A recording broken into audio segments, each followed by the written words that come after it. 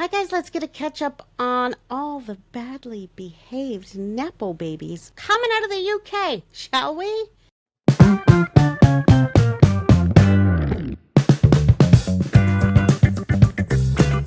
First of all, I wanted to bring this to your attention because it's one of the funnest things I've read. But a young man named Tom Smith posted, if my mother-in-law were a Spice Girl, she could shoot me in the knee at my wedding and I wouldn't care.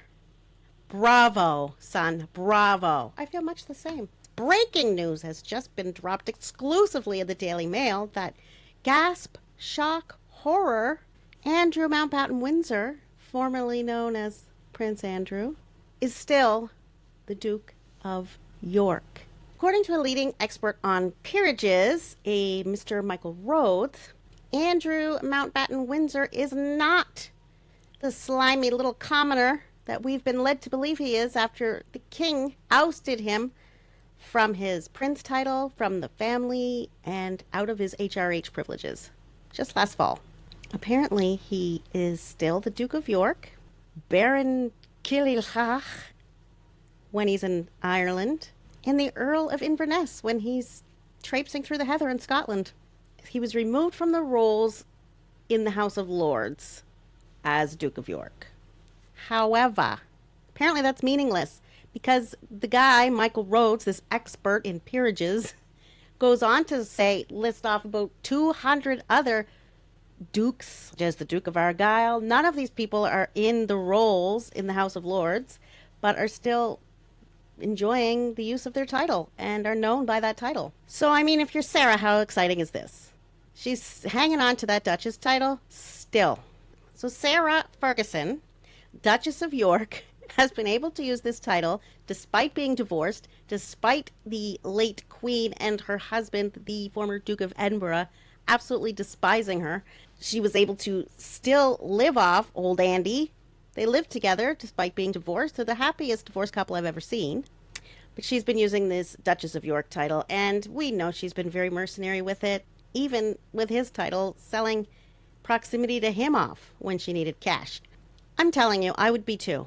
My passport would say Duchess, everything. I'd be Duchess. Now, would I go as far as to have myself announced by a random staff member to an empty house when somebody comes to the door? No, I wouldn't. But that's just me. I would be hanging on to the title as much as I could too. But I'd do good by it. I would be doing good by the title. I would be title worthy. Speculation is now rife that the former prince and former pal to pedophile Jeffrey Epstein is hankering for a move to the Middle East for his retirement. British royal titles still carry some panache there and maybe even some deference, and that would be right up Randy Andy's alley. In fact, it was reported that during the whole Epstein thing at the height of it, him and Sarah were offered the use of a mansion in Abu Dhabi. All that bowing and scraping and deference he may get in UAE or some Middle Eastern wealthy place, I think Big Phil and Randy Andy would be all over that. So at first I'm thinking that's a weird speculation to make, but it makes sense. My feeling, if we look at history, and I'm talking going back to the 80s, I think it's Sarah herself who has the horseshoe up her butt. Like, she's like the Energizer Bunny. You can't keep that woman down. She's like, takes a licking and keeps on ticking. Whether it's her toes or her reputation, she finds a way to reinvent and rise. She's like a PR master. Oh, Sarah Ferguson, Fergie, PR master. She quiets herself down. We forget all about her. And then she'll come out with, a new book or a new idea or something. And we'll have already forgotten what happened. So voila, she's reinvented. She's a master at PR. You know who could take lessons from her? We know who could take lessons from her. The Sussexes. It's Sussex now. She always finds a way. She's like a master of reinvention and rebirth, resurrection, if you will. Andy needs to hang on to Sarah. I think they should just get married again.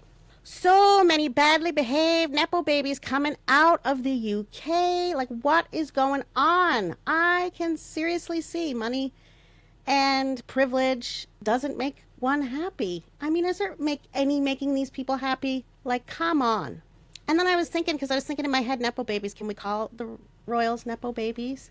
And then it struck me, yeah, they're the ultimate nepo-babies. The OG nepo-babies. Like, they invented nepotism, right? They invented nepotism.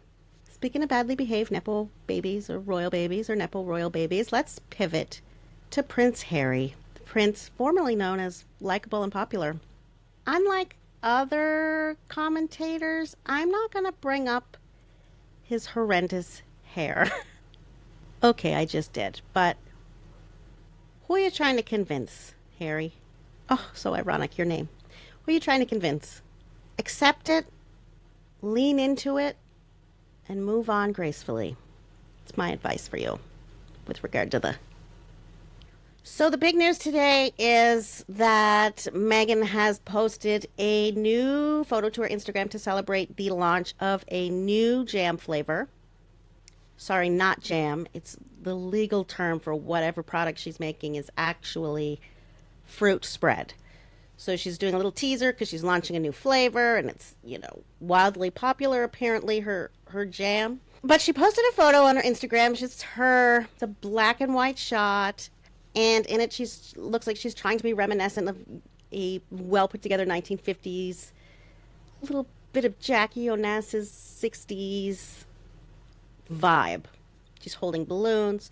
She's got the big black sunglasses on, and she's laughing, of course, because what is life if not joyful? But the thing about the photograph is she's actually recycled a dress. And I don't know if we've ever seen her recycle an outfit ever in her entire life, all the time she's been photographed. I think this might be the first time we've seen her recycle an outfit.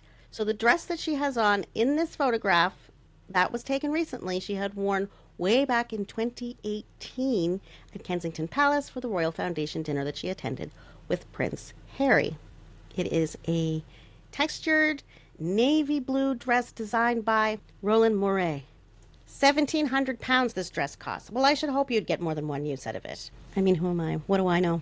I'm thinking if we've got to the point where we're now recycling our wardrobe and Netflix has followed Spotify in dropping the Sussex couple from the payroll, perhaps Miss Markle, or forgive me, the Duchess of Sussex, perhaps she's had to cut her dress allowance in these hard times.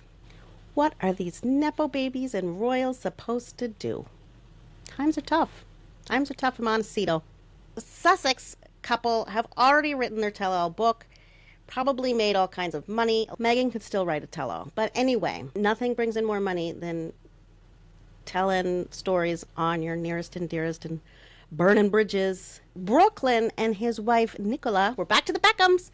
Brooklyn and his wife Nicola have apparently been offered a 7-figure sum to write a 300-page tell-all about their family experience. Now, how gruesome can you possibly be? That is just demonic. And this is from Penguin Random House, like shame. But they don't have any loyalty to the Beckham family, like Victoria or David. They don't have any ties. And anything for a buck, right?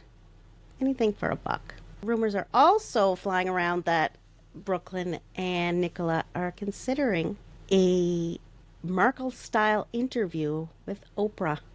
Like Oprah's credibility isn't already completely trashed. I mean, the woman destroyed a 40-year awesome reputation, in my view, not asking a single difficult question in that ridiculous interview with Prince Harry and Meghan.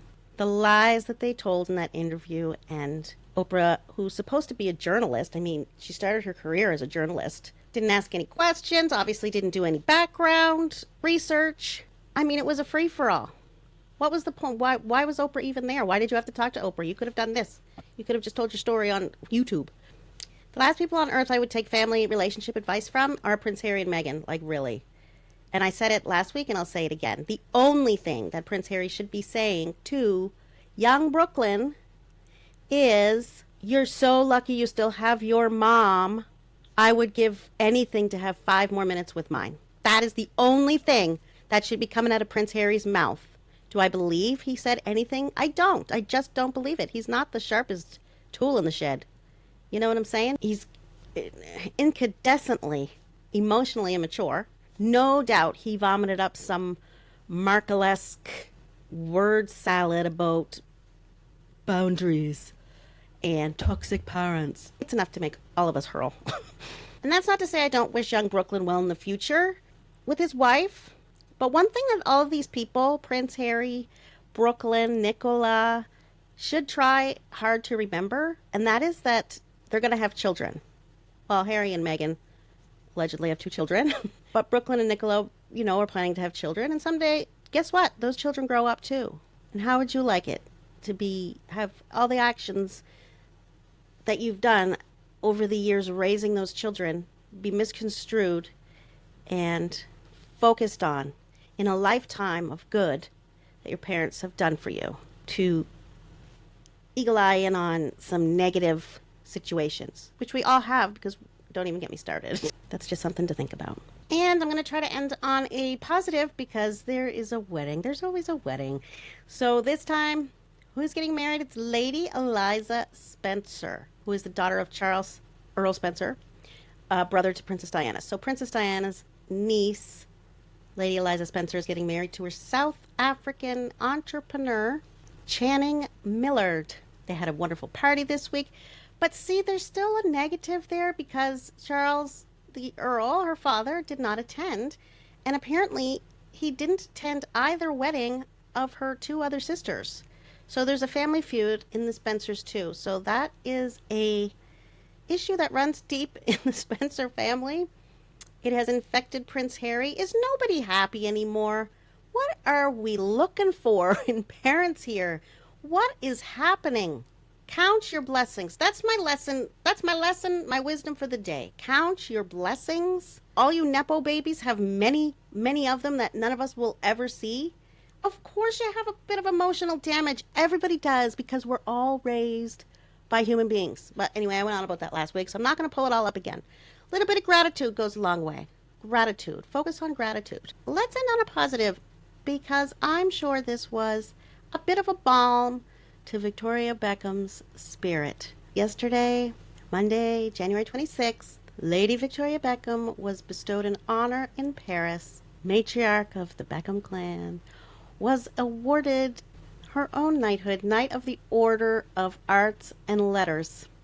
And the entire family, minus one, were there to celebrate with her. Lovely, amazing show of family unity. She was surrounded by fashion bigwigs. It's just really great to see. This is an excellent family. This family looks like they're doing just fine. We have watched those kids grow up. They're fine. They're fine. But I do have a funny little feeling of this pattern of behavior that I'm seeing. And the patterns are different. Like with Harry and Meghan, the pattern is with Meghan not talking to anybody in her entire family and completely cutting off the man who raised her so well and so compassionately and so generously. Generous of his time, and he was very busy. He was a lighting director, Thomas Markle, Meghan Markle's father. But he still had time to take her to every dance class, make sure all of her school plays were lit like professional productions, and take her out for lunch after her dance classes. And she left glowing reviews about him on her old Instagram account, The Tig, only now to completely cut him off. He's languishing in a hospital in the Philippines. It was reported just before Christmas that he lost a leg. He's in his 80s, but she's completely cut him off. So there's a pattern of that with Meghan and Harry, because Harry's effectively didn't go the tough route and say, I'm cutting you off. He did it death by 1,000 cuts. The pattern with Nicola and Brooklyn is a little different, because Nicola is, from what we can see, very close to her father and mother, not cutting anybody off in her family. But there's a pattern because she also dated another younger man, because Brooklyn is, I think, 5 years younger than her. She's in her 30s, and Brooklyn is 26. But previously, when she was 22, so this was many years ago, she was 22, she was dating 17-year-old Anwar Hadid, Gigi and Bella's brother. He was 17. And guess what happened? While he was dating Nicola Peltz. Yeah, he alienated his family. He stopped talking to his family. Oh, his mother was not having it. Perhaps Victoria's not having it either. However, There's a difference between your son who's 17 and your son who's 26. So I'm just seeing a pattern. I'm just reporting, people. I know I give commentary, but I don't like always blaming the bad behavior of men on the women in their lives, even when it's painfully obvious that there is an influence there. There is cause and effect there. I'm not going to lie. I'm not going to stick up for women where it's not merited, but I'm not 100% quick on the draw to always blame the wife when a man acts ridiculous. Brooklyn seems to have around the same IQ as his friend Prince Harry. So what can you do with that? It's just nice to see the Beckham family all together in unity, showing a solid, unified family. I mean, if they're all happy and there's 5 of them and only one person isn't happy, I mean, everybody's entitled to their feelings, I guess. A little gratitude goes a long way, as I've said.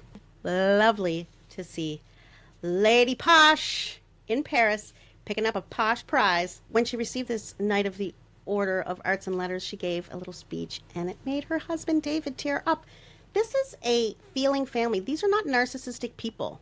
They're in the public eye. They have been in the public eye. They seem to have a great laugh about being the celebrities that they were. I mean, if you remember back in the 90s, and I don't know if you do, but I do, you know, they had that big, ridiculous wedding, and they dressed in purple, and they even had the baby Brooklyn dressed in purple. They were just having fun. They were just leaning in. You know what I mean? That's what they do. They lean in. And that's all you can do. But there is one little thing that is going on, because in one of Brooklyn's complaints, he said, "My parents have been trying endlessly to ruin my relationship since before my wedding, and it hasn't stopped." Poppycock. Oh, here it is. "My mom has repeatedly invited women from my past." So this is another little sidebar to the whole thing, because Romeo's girlfriend was with them in Paris yesterday.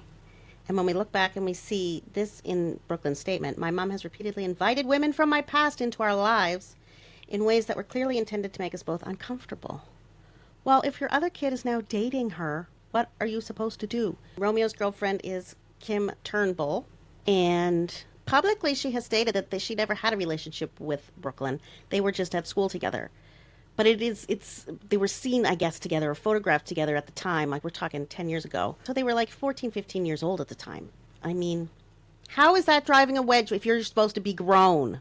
You're supposed to be a grown man. Can you imagine? You're 26 years old, you're a grown man, you're married, you got a wife, you got a career, but being around somebody that you might have dated when you were 14 is causing problems with your wife? Your wife's the problem.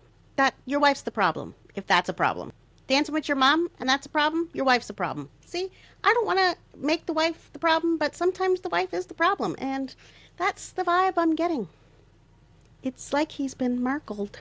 Every kid grows up in a different family. You can have 5 kids, they're all going to have a different experience. You just don't know how kids are going to turn out, which is a good lesson for the Sussexes and the Brooklyn Beckhams, because you're going to have kids someday, and those kids are going to grow up, and they're going to think all kinds of things about you, and you're not going to do everything perfectly either. Just saying, might want to be something to think about. I'm going to leave you all on that note. Your parents weren't perfect. You're not perfect. And do you want your kids blasting it globally, or can we just agree that nobody's perfect? That's my commentary for today. If you like what you see, if you agree with me, or if you not agree with me, I'd love to hear your thoughts in the comments. Thoughtful ones, of course. Hit like, subscribe. It really helps the channel. See you guys soon.